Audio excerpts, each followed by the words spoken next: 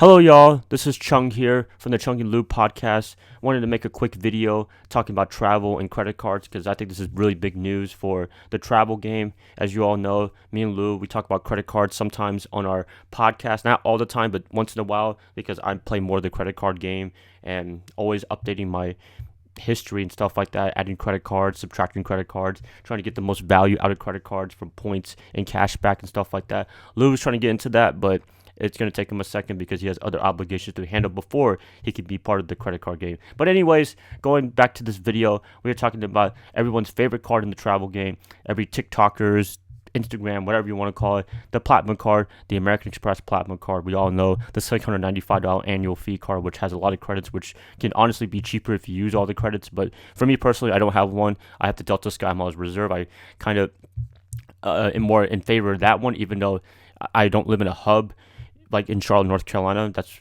American Airlines, but I can still get a lot of good use with the Delta Sky Miles Reserve card. I've had it for a while now. I haven't gotten any of the benefits yet, like Sky Club and Centurion Lounge Access, which I'll be talking about in a second.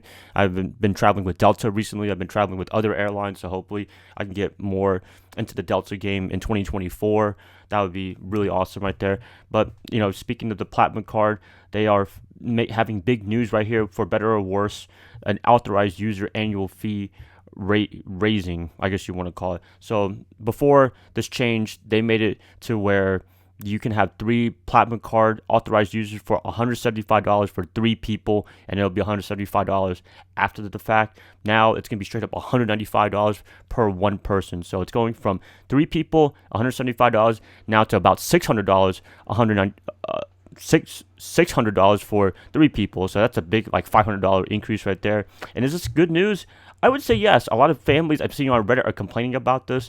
They're saying that families, it really benefits them, which is fine. I totally agree. I think families should have a good time in the Centurion Lounge and Delta Sky Clubs. But, when you have a very easy way to get to the lounge and to see how crowded the lounges are, I haven't been to one personally yet, to either Sky Clubs or Centurion Lounges, but to hear every time that it's always crowded, overcrowded, I think this can really help out big time. And, I do feel for the families. I don't have a family personally with, wife and kids as of this recording, not yet, but I don't have anything like that. So it doesn't really bother me too much, but it might benefit me and all the other solo travelers, business travelers that travel very often or just go on leisure vacations on their own, and to have it a little less crowded because of this annual fee increase for authorized users. I think that's a really, really good thing.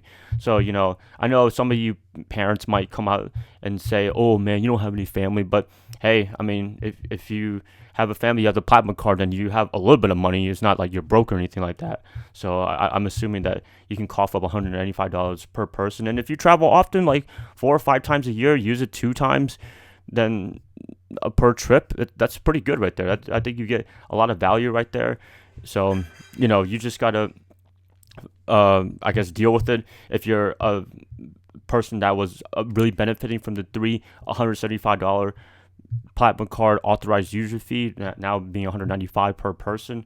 So, is this going to really change the crowd levels a little bit? I wouldn't say it's going to be completely dead. It's still going to be really busy, but hopefully the Delta Sky Clubs and Centurion Lounges can be a little more manageable, and you can actually get in and actually enjoy the lounge, because isn't that what the point of getting these lounge cards is? That is for me personally. So for a guy that's never been to a lounge yet from American Express or Delta, I think this is really good news. And I could report later on in another podcast, whether it's with me, with Lou, or if I'm traveling with other people as well, I can report to you guys how the lounge experience was, and hopefully this makes it a little bit more pleasant in terms of having a little less people in it. So remember, this is not to completely make the lounge empty, but this is to weed out some of the people that don't use the cards often, just use the authorized users to get the cards. And I think that's what American Express really is. I mean, for me, I'm in pop-up jail right now. I couldn't even get the Delta Reserve personal one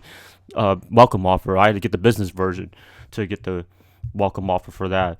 But yeah, I mean, sacrifices have to be made. American Express probably saw that they're not making money from authorized users. They're actually probably losing money. And this is a great way to maybe deter some people from getting it. And they also raised the sign-up bonus fee from $6,000 in 6 months to $8,000 in 3 months, which for me personally, that's not too bad. I think that's, whatever, extra $2,000. I mean, that is a lot of money, but at the same time, and get rid of those younger folks that are like in their early 20s that get the card and they have to spend a little extra to get the sign up bonus. And there's always a lot of restrictions with welcome offers with American Express. So it's kind of cautionary. You kind of not have to piss them off. Essentially, they're the hardest ones to deal with sometimes with welcome offers and stuff like that. A lot of changes right here, but authorized users to make it $195 per person. I think that's really good news for the lounges, but it really sucks for the family. So I do feel where you guys are coming from if you have a family and you've been taking advantage of the $175 per 3 people. But at the same time, the lounges are getting really overcrowded from what I'm hearing, and this can help out just a little bit. So that's it, guys.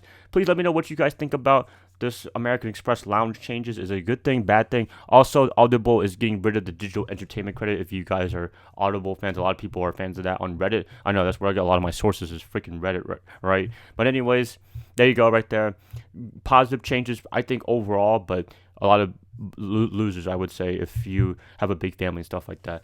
Thank you guys so much for listening to this. This has been Chung from Chung and Loop Podcast. I hope to catch you guys up in the next episode. And you guys have a good rest of your day, rest of your night. Love you guys as always. And thank you guys so much for watching this.